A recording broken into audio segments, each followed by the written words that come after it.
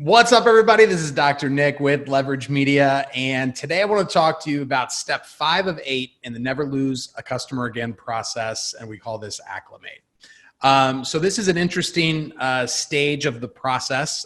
This is going to be basically this is almost like the switch over into the second phase. So the second phase is not as like clear cut, I think, as compared to like the first phase. So the first 4 stages of the 8-step process is really like it's pretty set to where most offices kind of function the same.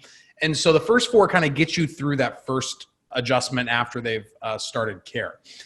After that, it kind of depends on what happens with the patient. There's a lot of fluidity in each one of these steps. So this is going to be basically from the first adjustment through to when they accomplish their goal. That could be on the 3rd visit. That could be on the 100th visit. It kind of depends on, number 1, what the goal is, and number 2, what happens with the patient. As we know, like everybody kind of heals at their own rate. So in terms of Acclimate, this is going to be when the patient really starts to understand what your practice is all about, what the procedures are, what the processes are, maybe if you have any other services that you want to introduce to them. I think that this is a great time to do this. So in my mind, if I am kind of giving it a framework just so you can think of in terms of the visit, this is going to be the first, 6 to 12 visits. Kind of depends on when you do re-exams, but the way that I think of this, because again, it accomplishes the next step, and that could happen a lot faster than the re-exam. And it could also take longer than the re-exam. But if we're talking about how to educate them, I think that those first 12 visits are just so important that you start to talk to them maybe about more than just their symptoms. Because if their symptoms go away in six visits, 7 visits, 8 visits, most chiropractors, where they lose patients in those first couple months of care, is usually between visits 6 and 8. This is normally, 2nd, 3rd, maybe 4th week.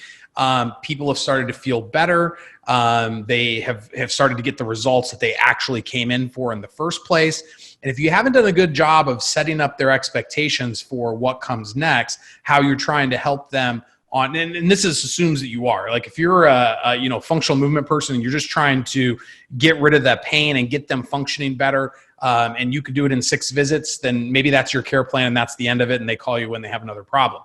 If you're more of a wellness-based practice, family-based practice, then you're going to be talking to them about the chiropractic lifestyle, not just about the adjustment, but about all of it, like, diet, exercise, positive thoughts, adjustments, like how all that ties together and into their health, not only their health, but their family's health. And that's, that if somebody's going to bring in their kid in to get adjusted, you're probably going to have had a conversation with them about how having a properly functioning nervous system affects the entire body.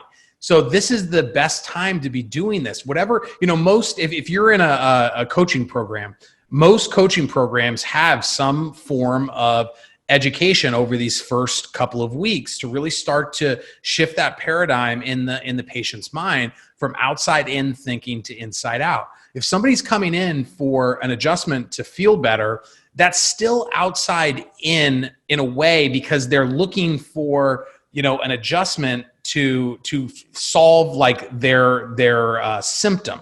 What we're looking for is to express the innate intelligence of the body to start to heal itself. The adjustment is what does that, but also with the diet, with the exercise, with the thoughts, all of those things all encapsulate inside out thinking. So this is the time that we really want to start to get them familiar with the process. So another thing that you have to keep in mind is new patients need a lot more and when I say new patients, I mean like I said, about the first 12 visits. They need a lot more hand holding than what we may think they need. We've gone over everything in day 2. We explained it to them that one time. We maybe even got them to a orientation class where we went deeper into things. And so we should be good. Like, you understand that you come in and you lay down and you get adjusted and then you leave, or you do your exercises, then you get adjusted, whatever your process is. We've done it a million times. So we seem, it should be pretty simple for somebody to understand, especially if we've explained it to them. The problem is like on day 2, when you're presenting a care plan, they might have like their defenses up. They're thinking, okay, what's the catch? What's the price? Does my insurance cover it? Like whatever that is going through their head, they may only pick up 10 to 20% of what you actually say. And, the rules of the office are probably not the most important thing that they're paying attention to at that time. If you do an orientation class, again, like they may have like locked on to something in their mind that like really resonated with them, but maybe they missed some of the parts that you wanted them to know. So having repetition in there, really making sure that you're driving home the most important aspects that are going to be important to them getting the best results in your practice.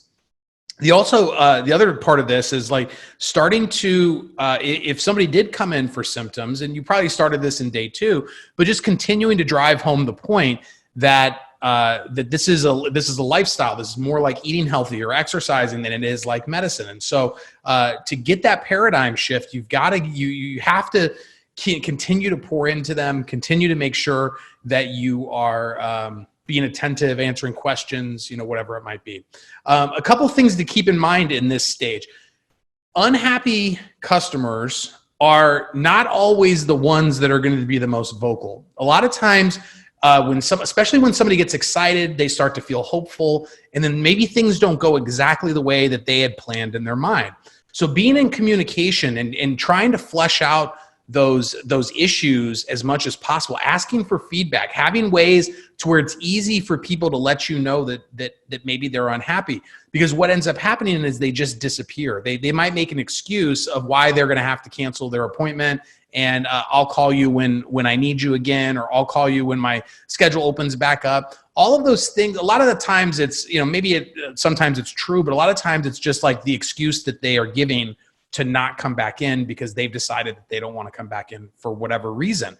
But if you don't have any way of having that conversation with them, you're going to lose a lot of people out the back door that you probably could have held on to and helped more if you just maybe would have understood what the issue or the problem was. Another tip to keep in mind is if you do have a new patient concierge, continuing them beyond the day 1 and the day 2, or the exam and the report of findings. If you do have somebody like that, maybe extend that time that they're working with them beyond those first couple of visits. They still maybe have questions. They feel comfortable with that person, hopefully, and maybe they can confide in them in something that maybe they're having great results and they just don't have time to tell the doctor or whatever. Sometimes people will tell the front desk or a new patient concierge things that they won't tell the doctor. So if you do have that in your practice, maybe extending that into this stage a little bit more, into maybe like the first 4, 5, 6 visits, to really make sure that they get into the flow of things and they're feeling comfortable, and especially as they start to get results. So if you guys haven't heard me talking about it, we're doing a free online training with Joey Coleman, the author of Never Lose a Customer Again. It is Tuesday, May 5th at 7 p.m. Central. We are not doing we're not sending out the recording. So be sure that you're live on there so you can ask any questions you might have. And the website is neverloseapatientagain.com. So go there, fill out your information. You'll get the link to be on the live training. There is a limit to the amount of spots that are available. So be sure to sign up soon. And we will see you on step 6 of 8.